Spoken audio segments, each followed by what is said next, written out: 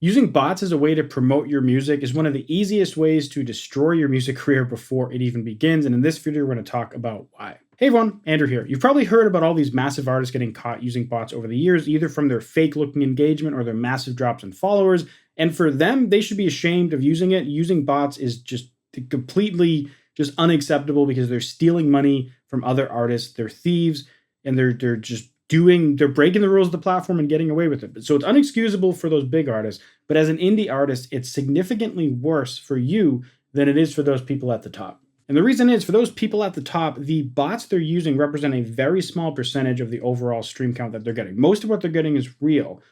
So when the algorithm's looking at who's interacting with their music, it has a ton of data to know, okay, these people like it, these people don't. If you're using it, then practically all of your streams and all of your engagement is fake. And that means the algorithm is learning who to serve your music to based on these fake people, and it's reserving it up to even more fake people, and then nothing is happening.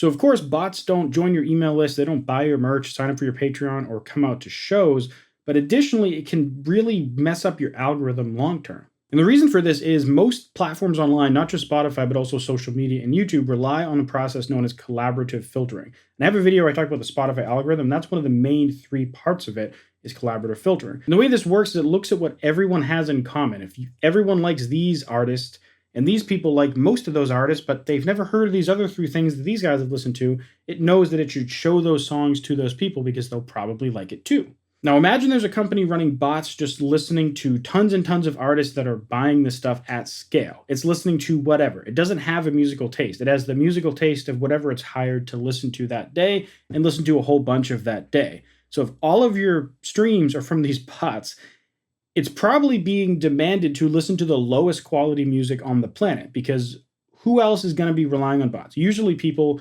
with bad music. Now, obviously there's people that don't have bad music that are running bots, but a lot of it's probably going to be very bad because how else did they get here? They don't have a real audience. They're relying on fake stuff.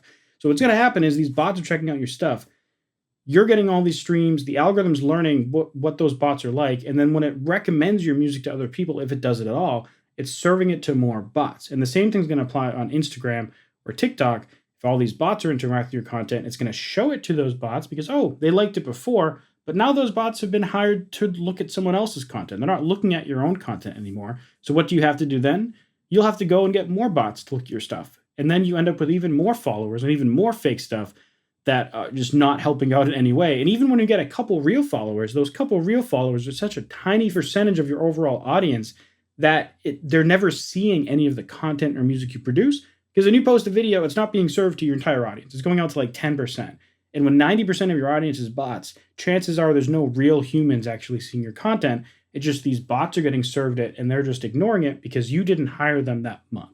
Now, if you could, be a good little robot and click that like button for me. Thanks. Now, you might have heard other people talking on the internet about how bots could be advantageous in certain situations. For example, let's say you have no numbers online and no one's going to take you seriously. So you need to fluff up your numbers to look legit and look credible so that people will take you seriously and actually check out your music, or maybe even book shows for you or whatever. The problem is this doesn't really work because everyone can see through the BS nowadays. And one dead giveaway of this is if you have like 100,000 monthly listeners and all of the streams are in one song and then the followers are almost nothing. And that's not necessarily a dead giveaway that it's all fake. They just could be using low engagement forms of promotion. But if it's all coming from like obscure cities that are just like really small that have no business drawing this many people, and that's a dead giveaway. Or you go on Instagram and you see that the person has a ton of followers, but their videos get almost no engagement. Yes, maybe in the past they had a different niche and they flipped into a new thing and now no one cares. Or it could be that they ran bots and now no one cares. But if you go into their comment section and you see that they have all these posts with just emojis or just like completely irrelevant comments or,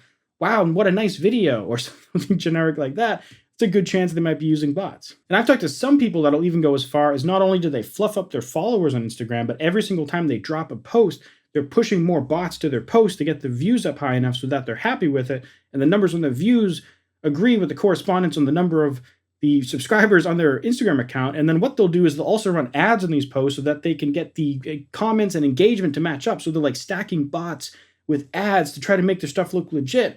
And most of it's just fake and no one cares. Now, there might be some very, very niche scenarios when having nice big numbers is going to help you. Obviously, if you have more numbers happening that are real, when you drop a new song, it is going to help you out. But if it's fake, it doesn't really do you any good. It doesn't matter if you have 100,000 monthly listeners that are fake when you drop a new song because they're not listening to that new song. Yes, if they're real and you promoted them with ads or some other legit forms of promotion, then those new people might check out your new song. And that is totally cool. But aside from those very few niche cases that I honestly can't even think of where those bots might be useful, they're not really going to be made for you. And even on the very top end of where bigger artists are using bots, generally it's not to get their songs to perform reasonably well. It's usually that they're trying to chart and they're already going to get like 10 million streams in the first week. And using these fake stuff is a way for them to get like 13 million in the first week or something because they're trying to compete with this other artist who dropped a song and they want to just get a tiny little edge above them. And even that, the reason why it's shameful is because it literally is stealing money from other artists. And I'll elaborate that in a little bit. The way that it's stealing money is that Spotify pays on this streaming pool system. So we're all sharing the same pile of money. So if you go and artificially increase your streaming rate, you're taking a bigger chunk of that pie, meaning the amount of money that's left over for everyone else is now smaller. So if you run bots on your stuff, you are literally a thief stealing from millions of other artists on the platform, and you should be treated like such. If you want to learn how to grow your numbers the real way, you can check out this video right here where I show how to get 1 million streams in the first year of releasing your music on Spotify. I realize this video is a lot more ranty and maybe edgy than most of my other videos, but this is just how I feel about this topic, so I hope you found this at least somewhat entertaining. Anyways, thanks for watching. I'll see you in the next video. Bye.